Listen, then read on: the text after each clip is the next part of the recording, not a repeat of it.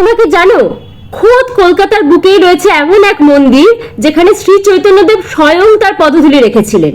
শ্রী চৈতন্যদেবের এক পার্ষদ শ্রী বৈষ্ণবচরণ আঢ্যের আদি বাড়ি এই কলকাতাতেই, আর সেখানেই শ্রী চৈতন্যদেব তার পদধূলি রাখেন। সৌভাগ্যক্রমে আমি পৌঁছে গেছিলাম সেই মন্দিরে কোনো এক রথযাত্রার দিন। 3 বছর আগে এক উল্টো রথের দিন আমি পৌঁছে গেছিলাম আহিরটলার মালাপাড়া সংলগ্ন এই মন্দিরে। আর এটার জন্য আমার এক কাছের বন্ধু শ্রীলতা সেন ও তার পরিবারকে আমি জানাই আন্তরিক ধন্যবাদ, কারণ তাদের জন্যই এই মন্দিরে যাওয়া আমার সম্ভব হয়েছিল।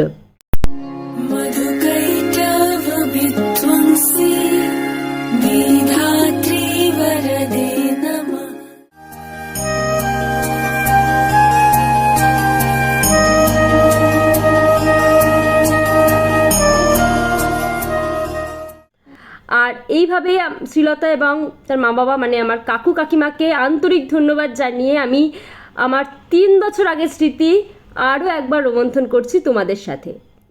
এই মন্দির জুড়ে রয়েছে অসংখ্য উত্তর না জানা ঘটনা। এই মন্দিরের বিগ্রহ এতটাই জাগ্রত যে তিনি বারবার জানান দেন নানান রকম ঘটনা ঘটিয়ে যে তিনি আছেন। এই মন্দির জুড়ে রয়েছে অজস্র আধ্যাত্মিক মাহাত্ম্যযুক্ত ঘটনা, তাই ভিডিওটা শেষ পর্যন্ত না দেখলে কিন্তু অনেক কিছুই মিস করবে। মন্দিরে ঢোকার পথেই পরে একটা বড় তোরণ, যার একদম উপরের দিকে আছে জগন্নাথ দেব, সুভদ্রা ও বলরামের মূর্তি। আর তোরণটির ওপর লেখা শ্রী রামদেব দ্বার। আসলে ওখানে পাশাপাশি দুটো মন্দির আছে, একটি ব্রজধাম ঠাকুরবাড়ি আর অন্যটি শ্রী রামদেব দ্বার। ব্রজধাম ঠাকুরবাড়ির প্রতীক হলো ওই জগন্নাথ দেব, সুভদ্রা ও বলরামের মূর্তি। ওই তোরণ পেরিয়ে মন্দিরে প্রবেশ করতেই দেখলাম জগন্নাথ, সুভদ্রা ও বলরামের এই সুন্দর প্রতিমা। প্রতিমার পিছনে সমুদ্রের ছবিটা পুরীর সমুদ্রের। মন্দিরের প্রধান সেবায়িত ও পরিচালক শ্রী সঞ্জয় আঢ্যের নিজের হাতে তোলা।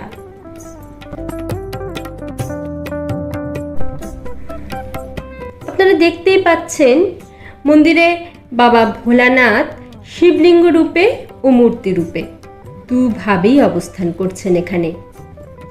এই মন্দিরটি আসলে শ্রী চৈতন্য মহাপ্রভুর এক পার্ষদ শ্রী বৈষ্ণবচরণ আঢ্যের বসত বাড়ি। এখানে রয়েছে তার বংশ তালিকা। বর্তমানে সঞ্জয় আঢ্য মন্দিরের প্রধান সেবায়িত এবং পরিচালক হিসেবে মন্দিরের সাথে যুক্ত। আরেকটু এগিয়ে গেলেই দেখা যায় একটি বড় ফাঁকা সিংহাসনে জগন্নাথ, সুভদ্রা ও বলরামের ছোট্ট মূর্তি। আসলে জগন্নাথ দেব, বলরাম ও সুভদ্রার যে বড় মূর্তিটি আমরা প্রথমেই দেখলাম, সেই মূর্তি তিনটি আসলে এই সিংহাসনেই থাকে। রথের জন্যই তারা বাইরে। এ বিষয়ে কিছু প্রশ্ন আপনাদের মনে আসতে পারে। হয়তো ভাবছেন যে জগন্নাথ দেব কি তাহলে মাসির বাড়ি থেকে উল্টো রথের আগেই ফিরে এসেছেন, নাকি এটাই তার মাসির বাড়ি? সব প্রশ্নের উত্তর পাবেন। তার আগে ভালো করে মন্দির পরিক্রমা করে নিন।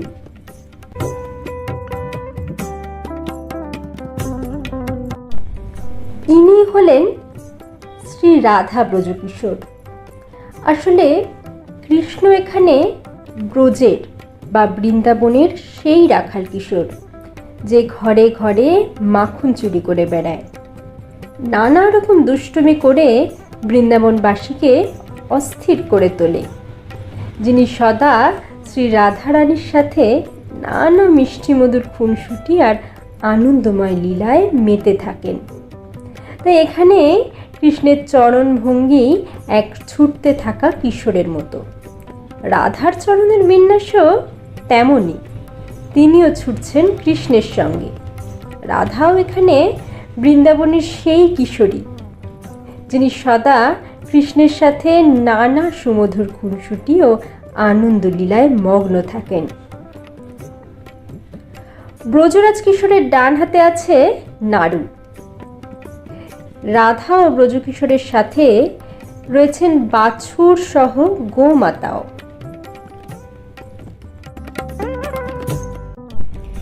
এখানে রাধাকৃষ্ণের একটি সাধারণ প্রচলিত যেরকম মূর্তি হয় সেরকম একটি মূর্তিও রয়েছে, আপনারা দেখতে পাচ্ছেন। এই মূর্তিটিকে কেন্দ্র করেও রয়েছে এক অন্য কাহিনী। এই মূর্তিটি আসলে অন্য একজনদের, যারা কিছুদিনের জন্য ব্যাঙ্গালোরে যান, তো সেই সময় তারা মূর্তিটি এখানে রেখে যান, কিন্তু পরে আর কখনোই তারা মূর্তিটা ফেরত নিয়ে যাননি, ফেরত নিতেই আসেননি। তাই সেই থেকে এই মূর্তিটা কিন্তু এখানেই রয়ে গেছে। এই ব্যাপারটিকে একটি অলৌকিক ব্যাপার বলেই মানা হয়। এরকম ধরনের আর একটা ঘটনাও আছে, সেটা আমি একটু পরে বলছি। তো এছাড়া এখানে আপনারা দেখতেই পাচ্ছেন যে গৌর নিতাই, মা অন্নপূর্ণা, শিব নারায়ণ এনারাও রয়েছেন। আর রয়েছেন মা ব্রজরানী।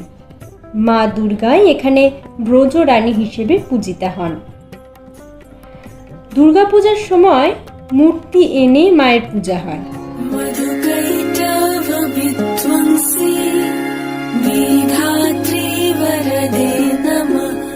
কুমারী পূজারও এখানে প্রচলন রয়েছে। দুর্গাপূজার নবমীর দিন এখানে কুমারী পূজা হয়। তবে অব্রাহ্মণ মেয়েরাও এখানে কুমারী হিসেবে পূজিতা হতে পারেন। এখানকার পুরোহিত, সেবায়িত এনারা কেউ ব্রাহ্মণ নন।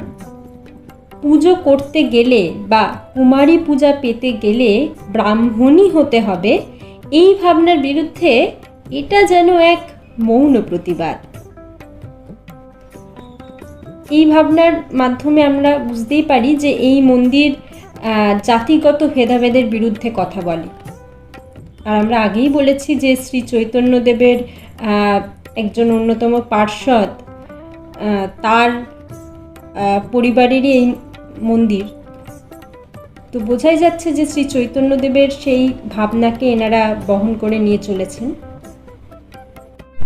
এই মিষ্টি পিতলের গোপাল নাকি এই মন্দিরে এসে আর ফিরে যেতে চাননি। এক পরিবার কিছুদিনের জন্য এই গোপালকে এই মন্দিরে রেখে গেছিলেন। কিছুদিন বাদে যখন তারা গোপালকে নিতে আসেন, তারা এই মূর্তিটিকে কিছুতেই তুলতে পারেননি। কারণ এই মূর্তিটি এতটাই ভারী হয়ে গেছিল যে মন্দিরের সব থেকে শক্তিশালী একজনকে দিয়েও এই মূর্তিটি তোলানো সম্ভব হয়নি। বহুবার তারা এইভাবে চেষ্টা করেছেন, কিন্তু পারেননি। শেষ পর্যন্ত মন্দিরের প্রধান সেবায়িত শ্রী সঞ্জয় আঢ্য, তিনি একটা শেষ চেষ্টা করে দেখলেন।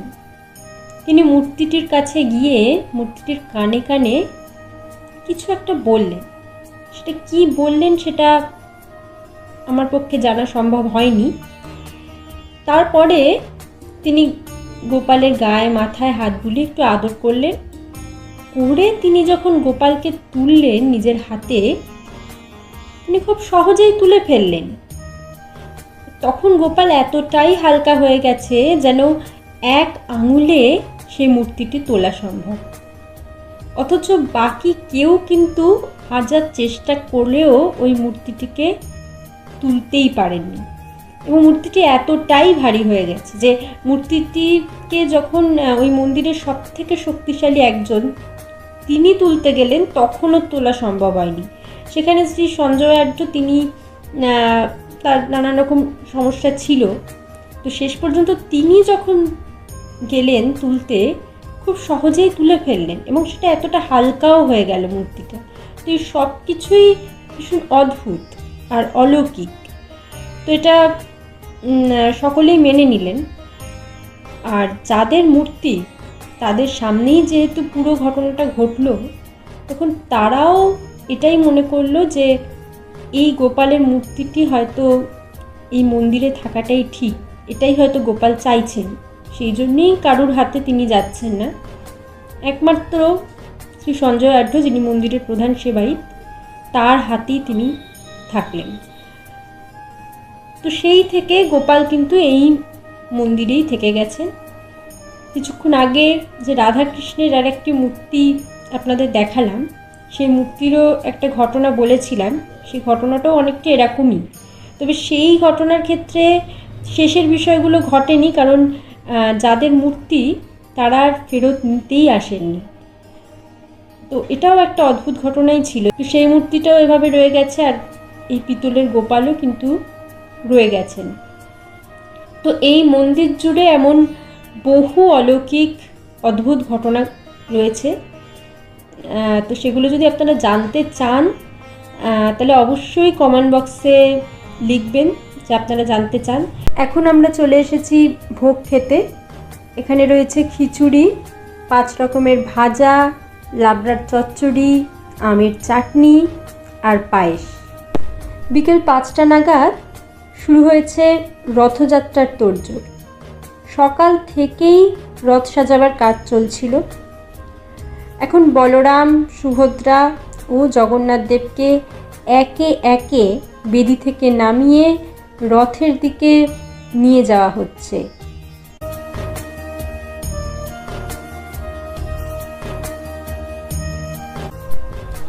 রথে ওঠার পর তাদের বিশেষ পূজা অর্চনা হচ্ছে। মন্দিরের প্রধান সেবায়িত শ্রী সঞ্জয় আঢ্যই সেই পূজা সম্পাদন করছেন। আর অন্যদিকে চলছে লাইভ, ফেসবুক লাইভ, কারণ এই মন্দিরের একটা ফেসবুক অ্যাকাউন্ট রয়েছে। মন্দিরের সমস্ত উৎসব অনুষ্ঠান সব কিছুর লাইভ সেখানে যায়। তো এইটারও লাইভ হচ্ছে এবং পুরো রথযাত্রার অনুষ্ঠানের লাইভ সেখানে দেখানো হচ্ছে এবং পরবর্তীকালে আপনারা কিন্তু রেকর্ডেড ভিডিও দেখতে পাবেন।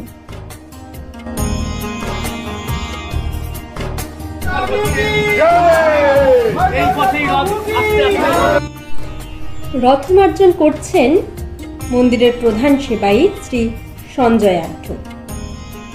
পুরীর জগন্নাথ মন্দিরে এই কাজ করেন উড়িষ্যার রাজা।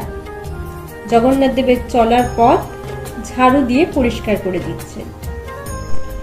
এখন শ্রী সঞ্জয় আঢ্য মহাশয় দণ্ডি কাটছেন। এ বিষয়ে একটা আলাদা ইতিহাস আছে যেটা আমি এখনো জেনে উঠতে পারিনি। জানতে পারলে পরে কখনো সুযোগ হলে আপনাদের অবশ্যই জানাবো। তবে তার আগে আপনাদেরও কমেন্ট বক্সে লিখে জানাতে হবে যে আপনারা এগুলো জানতে ইচ্ছুক কিনা। তাহলেই কিন্তু এই ধরনের ঘটনা নিয়ে আমি আরও ভিডিও বানাতে পারি। রথে চড়ে তিনি মন্দিরের আশেপাশের অঞ্চল ঘুরে আবার নিজ ভূমে ফিরে আসবেন। এটাই এই ঠাকুরবাড়ির রথের নিয়ম। এটা জগন্নাথ দেবের মাসির বাড়ি কিনা সেই কৌতূহল হয়তো আপনাদের আগেই হয়েছিল, আমি বলেও ছিলাম আপনাদের। তো এখন আপনাদের সেই কৌতূহল কে মুছে ফেলার সময় এসে গেছে, কারণ এই রথ আসলে কিন্তু মাসির বাড়িতে যান না। জগন্নাথ দেবের মাসির বাড়িতে এই রথ যায় না। সোজা রথের দিন মন্দিরের আশেপাশের বেশ অনেকগুলো জায়গা ঘুরে ফিরে আসেন, আর উল্টো রথের দিন তুলনায় কম জায়গায় ঘোরেন এবং একটা অন্য পথ, অন্য রুট ধরে ঘোরেন, একটু উল্টো ধরনের রুট ধরে ঘুরে আবার কিন্তু নিজের জায়গায় ফিরে আসেন। এই জগন্নাথ দেব কিন্তু কোনো মাসির বাড়িতে যান না। এবং ফিরে আসার পর চলে আরেকটা রিচুয়াল, আরেকটা রীতি রয়েছে এখানে, যে মা লক্ষ্মী জগন্নাথ দেবকে ঘরে ঢুকতে দেননি। তার কারণ মা লক্ষ্মীর অভিমান হয়েছিল যে অনেক দিন ধরে জগন্নাথ দেব মা লক্ষ্মীকে ছেড়ে মাসির বাড়িতে গিয়ে খুব আনন্দে ছিলেন। মা লক্ষ্মী কথা হয়তো ভাবছিলেন না, এটা মা লক্ষ্মী ভেবেছিলেন। তো এই জন্য মা লক্ষ্মী বেশ রেগেই গেছিলেন এবং ঘটনাটা আপনারা জানেন যে মা লক্ষ্মী রথের চাকা ভেঙে দিয়েছিলেন, তারপর জগন্নাথ দেবকে ঢুকতে দেননি। এরকম অনেক ঘটনা ঘটে, কিন্তু শেষ পর্যন্ত জগন্নাথ দেব মা লক্ষ্মীর অভিমান ভাঙান এবং তখন মা লক্ষ্মী খুব আনন্দিত হয়ে জগন্নাথ দেবকে মিষ্টিমুখ করান। মিষ্টিমুখ করেই আবার বাড়িতে ফিরিয়ে আনেন। তো এই পুরো ঘটনাটার কিন্তু রিক্রিয়েশন করা হয়। রথ বাঁক নিল তার গন্তব্যের দিকে, আর আমিও রথের দড়ি টানতে চললাম।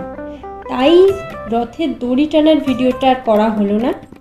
রথযাত্রার বাকি অংশের ভিডিও দেখতে হলে আপনারা ওম শ্রী শ্রী জগবন্ধু ফেসবুক অ্যাকাউন্টটা ফলো করতে পারেন। এটা একটি পার্সোনাল অ্যাকাউন্ট, এখান থেকেই বেশিরভাগ লাইভ ভিডিও সেগুলো শেয়ার করা হয়। তবে এনাদের একটা পেজও রয়েছে, সেই পেজটাও আপনারা লাইক ফলো করতে পারেন। তো যদি ভালো লেগে থাকে ভিডিওটা তো অবশ্যই শেয়ার করবেন, আরও বহু মানুষের কাছে ছড়িয়ে দেবেন এই ঠাকুরবাড়ির বিষয়টি। কারণ এই ঠাকুরবাড়িতে এত অলৌকিকতা রয়েছে, ভগবানের এত লীলা ছড়িয়ে রয়েছে, এবং এই ঠাকুরবাড়ির সাথে শ্রী চৈতন্যদেবের এত একটা ঘনিষ্ঠ সম্পর্কও রয়েছে।